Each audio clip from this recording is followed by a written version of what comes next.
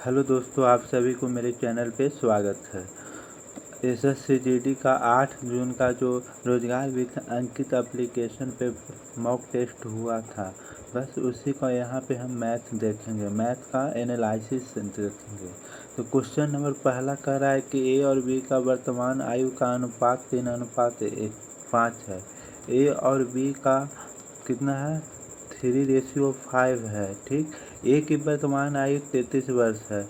ए का जो वर्तमान आयु 33 वर्ष है, तो 3 यूनिट बराबर 33 दिया हुआ है, तो 1 यूनिट बराबर कितना हो जाएगा? 11 हो जाएगा।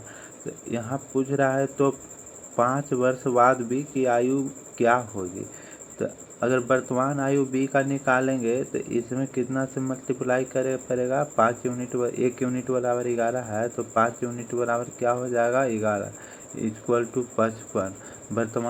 वर्तमान आयु 55 साल है, इसमें 5 साल और जोड़ देंगे तो 5 साल के बाद कितना आयु हो जाएगा? 60 साल। तो राइट आंसर ऑप्शन सी हो जाता है।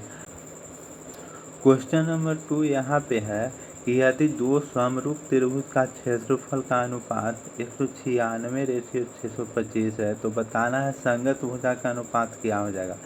ट्रायंगल 1 और ट्रायंगल 2 यहाँ पे दिया हुआ है क्या? 196 रेशियो कितना? 625। ये हम लोग को एरिया दिया हुआ है। क्या दिया हुआ है? एरिया दिया हुआ है। अब जब इसको हम लोग की क्या निकालना होता है? साइड निकालना होता है। ठीक, ट्रायंगल साइड निकालना होता है तो हम क्या करते हैं? √196 कर देते हैं 625। तो आपका साइड निकल जाता है, तो साइड कितना निकल जाएगा? 14/25 यानी 14:25। तो राइट आंसर क्या हो जाता है? ऑप्शन सी हो जाता है, ऑप्शन डी हो जाता है। ठीक है, 14:25। नेक्स्ट क्वेश्चन के ऊपर चलेंगे तो नेक्स्ट क्वेश्चन यहाँ पे है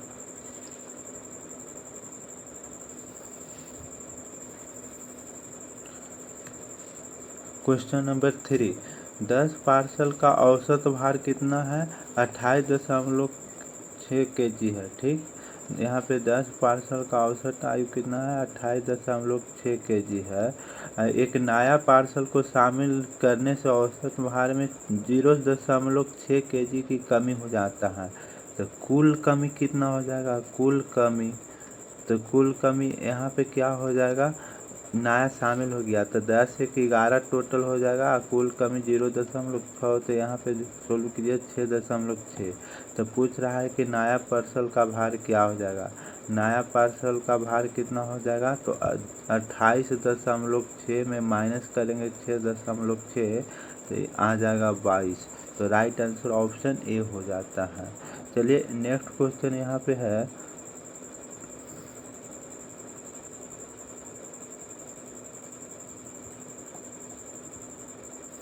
क्वेश्चन नंबर 4। तो क्वेश्चन नंबर 4 यहाँ पे है कि यदि आयत की लंबाई में 50% बढ़ाया जाता है, ठीक है, तथा चौड़ाई में 25% घटाया जाता है, ठीक, तो बताना है कि क्षेत्रफल कितने में प्रतिशत की वृद्धि होती है। उसके क्षेत्रफल में कितने प्रतिशत की वृद्धि होगा? तो देखिए क्षेत्रफल क्या होता है? मीटर पर सेकंड स्क्वायर में आता है। ठीक है, क्या है? मीटर स्क्वायर में आता है। तो इसमें क्या करेंगे हम लोग कि 2 स्टेप वेरिफिकेशन करेंगे। तो +50 है माइनस, तो टोटल क्या हो जाएगा? प्लस माइनस माइनस हो जाएगा। 50 गुने कितना हो जाएगा? 25 बटे हो जाएगा 100। ये फार्मूला लागू होगा a + b minus a × b/100 पर हो जाएगा। ठीक है, हाँ, तो यहाँ पे देखेंगे, यहाँ पे माइनस था तो प्लस माइनस यहाँ पे माइनस हो जाता है इसमें।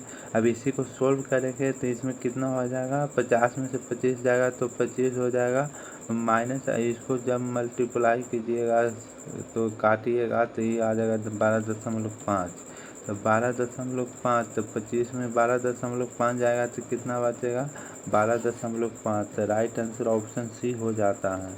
चलिए क्वेश्चन नंबर 5 के ऊपर चलते हैं। क्वेश्चन नंबर 5 यहाँ पे है कि 30,000 पर 10% वार्षिक दर से 1.5 साल वर्ष चक्रवृद्धि ब्याज कितना होगा। देखिए यहाँ पे हम लोग के क्या प्रिंसिपल दिया हुआ है 30,000 दिया हुआ है, ठीक है। और यहाँ पे रेट हम लोग का दिया हुआ है कि जो 10% रेट दिया हुआ है। और यहाँ पे टाइम क्या है 1.5 साल, तो इसको लिख सकते हैं 3/2। अब देखिए यहाँ पे हम लोग के अर्धवार्षिक कह रहा है, अर्धवार्षिक रूप से कह रहा है, तो इसमें 2 से डिवाइड करेंगे, इसमें 2 से मल्टीप्लाई करेंगे। जब इसको सोल्व करेंगे तो यहाँ 5% हो जाएगा, इसको सोल्व करेंगे तो 3 आ जाएगा। मतलब कि 3 साल के लिए 3, और जो भी 5% यहाँ होगा ना, इसमें 3 बार के लिए लगेगा।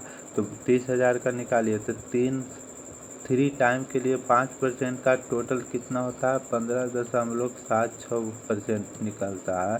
तो यह बस इसी को हम लोग क्या निकाल देना है, चक्रवृद्धि ब्याज। 30,000 का चक्रवृद्धि ब्याज निकाल देता हूँ 15 जब इसको आप सोल्व करेंगे तो आपका राइट आंसर क्या आ जाएगा, तो राइट आंसर आ जाएगा 4,728.75। इसका आंसर हो जाता है ऑप्शन सी। नेक्स्ट क्वेश्चन के ऊपर चलेंगे तो नेक्स्ट क्वेश्चन यहाँ पे है 6ठा नंबर कि 72 किलोमीटर की चाल से चल रही एक ट्रेन 36 सेकेंड में एक विद्युत पोल को पार कर जाती है। तो बताना है ट्रेन की लंबाई मीटर में क्या होगा। दोस्तों जो डिस्टेंस होता है वही ट्रेन की लंबाई होता है, ठीक है। मान लिया जाए कि 1 मीटर लंबाई है, ठीक है।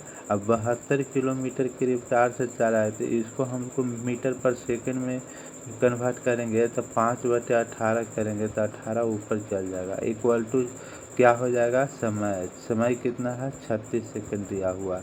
बस इसी को सोल्व कर देना है तो x बराबर कितना आ जाएगा 720 राइट आंसर हो जाता है ऑप्शन सी। चलिए question number next 7 question number यहाँ पे है, ठीक है।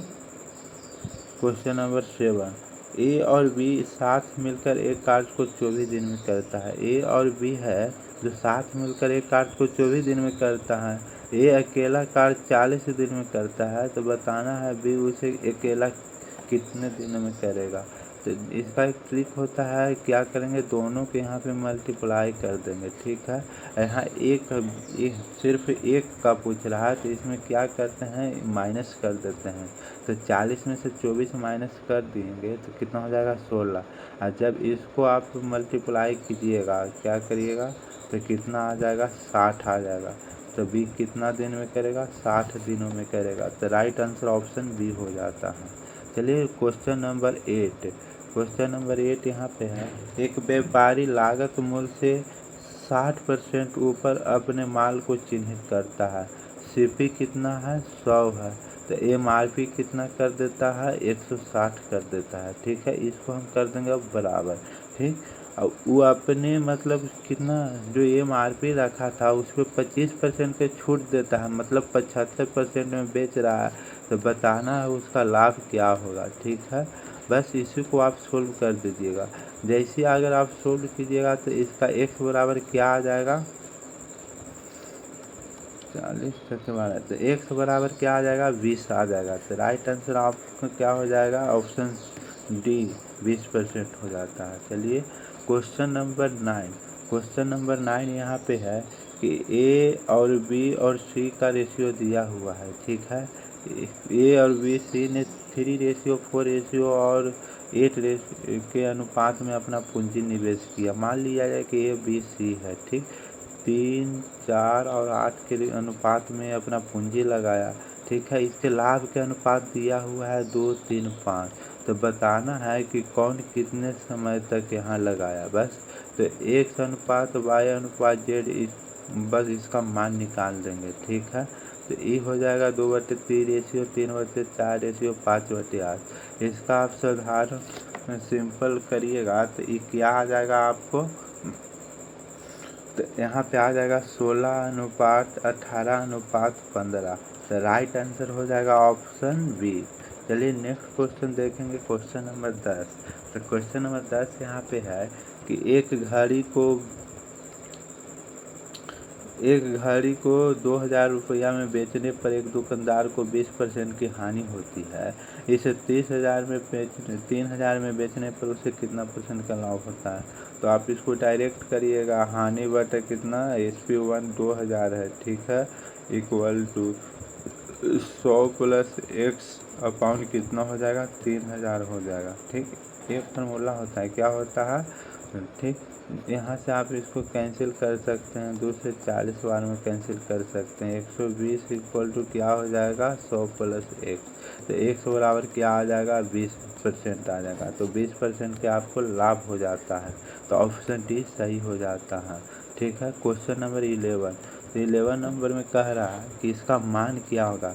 जैसे ही इसका आप मान निकालिएगा तो ये कितना, 11 के रूट है, ठीक है। ये कितना, 111 का है, ये कितना है, 1111 का, ये कितना, 11111 का है। इस सभी को आप यहाँ पे जोड़िएगा तो कितना आ जाता है, 12344 आ जाता है। तो राइट आंसर क्या हो जाएगा, 12344, ऑप्शन बी सही हो जाता है, ठीक है।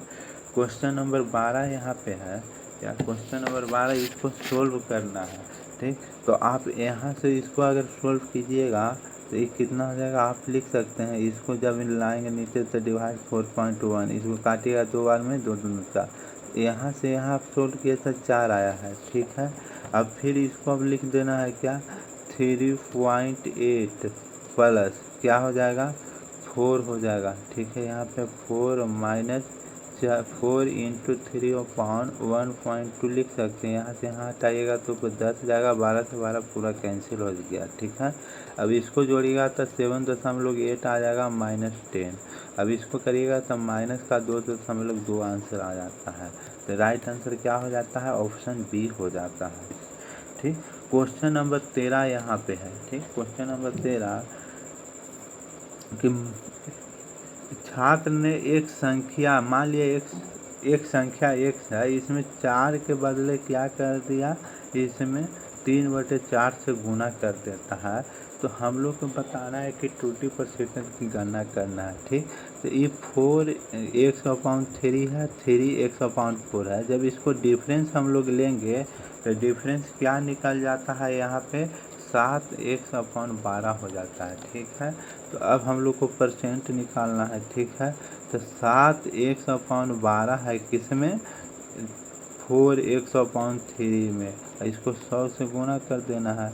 जब इसको आप काटिएगा तो क्या हो जाता है, जब इसको काटिएगा, ये कटेगा नहीं, ये तो मल्टीप्लाई हो जाएगा। तो 700 कितना हो जाता है, 16 हो जाता है। जब इसको आप सोल्व कीजिएगा तो निकल जाएगा 43.75, राइट आंसर हो जाता है। तो ठीक है। क्वेश्चन नंबर 14, क्वेश्चन नंबर 14 यहाँ पे कह रहा है कि एक मिश्रण में दूध तथा पानी का अनुपात क्या है, 4:3 है। मान लिया जाए कि 1 लीटर का मिश्रण है, इसमें दूध, मिल्क और वाटर का अनुपात क्या है, 4:3 है, ठीक है। अगर इसी में क्या कितना 4 लीटर पानी मिला दिया जाता है तब 1:1 हो जाता है। तो बताना है कि शुरुआती में दूध का मात्रा क्या है। अगर दूध का मात्रा पूछ रहा है, पानी मिलाया है तो दूध से लेके हिसाब करेंगे। तो x इंटू 4/7 लिख सकते हैं, इक्वल टू x प्लस 4, ठीक है, इक्वल टू 1/2। इसको लिख सकते हैं 8x बराबर 7x प्लस 28, x बराबर 28 हो जाएगा। तो इसमें 28 लीटर था, ठीक है। तो हमको मिल्क निकालना है, तो मिल्क कितना है, 4 यूनिट है, टोटल 7 यूनिट है, और यहाँ 28 लीटर है। तो कितना मिल्क है, 16 लीटर आपको यहाँ पे निकल जाता है। तो ऑप्शन ए सही हो जाता है। चलिए नेक्स्ट क्वेश्चन यहाँ पे है 15 नंबर कि आदमी साइकिल से एक स्टेशन तक जाने में, यहाँ पे थोड़ा मिस प्रिंट है, आदमी है ना, एक तरफ साइकिल से जाता है और दूसरी तरफ स्कूटर से आता है, तो उसको टोटल कितना लगता है, 8 घंटा 30 मिनट लगता है, ठीक है। अगर यदि दोनों तरफ साइकिल से यात्रा करता है, ठीक है, दोनों तरफ साइकिल से यात्रा करता है तो उसको 10 घंटा लगता है, ठीक। तो यहाँ पे देखिए, तो तो एक तरफ कितना लगेगा, 5 घंटा लगेगा, एक तरफ 5 10 घंटा हो गया। तो बस इसी का मान आप यहाँ पे बैठाइएगा तो स्कूटर का क्या हो जाता है, स्कूटर का मान निकल जाता है 3 घंटा 30 मिनट लगेगा। अगर दोनों तरफ स्कूटर से चलेंगे तो 30 घंटा इंटू 30 घंटा 2 बार करेंगे तो टोटल 7 घंटा लगता है। ठीक है, तो ऑप्शन बी सही हो जाता है। ठीक, क्वेश्चन नंबर 16 यहाँ पे देखेंगे तो 16 कह रहा है साधारण ब्याज पर समान दर से धनराशि 5 वर्षों में क्या हो जाता है, 7500 हो जाता है और 7 वर्षों में 8500 हो जाता है। तो बताना है कि ब्याज की दर क्या है, वार्षिक दर। तो यहाँ पे देखिएगा इंटरेस्ट निकालिएगा हम लोग को। तो यहाँ पे 2 साल का इंटरेस्ट कितना हो जाता है ब्याज, तो यहाँ पे 1000 हो जाता है। तो 1 साल का 500 हो जाएगा। तो हम दोनों में से कोई एक लेकर चलेंगे, चलिए हम 5 लेकर चलते हैं। तो 5 साल का ब्याज हम लोग को 2500 हो जाता है और टोटल 7500 दिले है। तो यहाँ पे हम लोग को प्रिंसिपल कितना हो जाएगा, 7500 में 2500 माइनस करिएगा तब 5000 हम लोग को प्रिंसिपल हो जाता है। ठीक है, अब हम लोग के रेट पर निकालना है। ठीक, तो रेट निकालने के लिए क्या होता है, ESI मतलब कि ब्याज में हम लोग 100 से गुना करते हैं, फिर नीचे प्रिंसिपल लिखते हैं और कितना साल के, 5 साल के। अब इसको आप सॉल्यूशन कर दीजिए, जैसे इसको सोल्व कीजिएगा तो आपको 10% आ जाता है। ठीक है, तो राइट आंसर क्या हो जाता है, ऑप्शन सी 10%।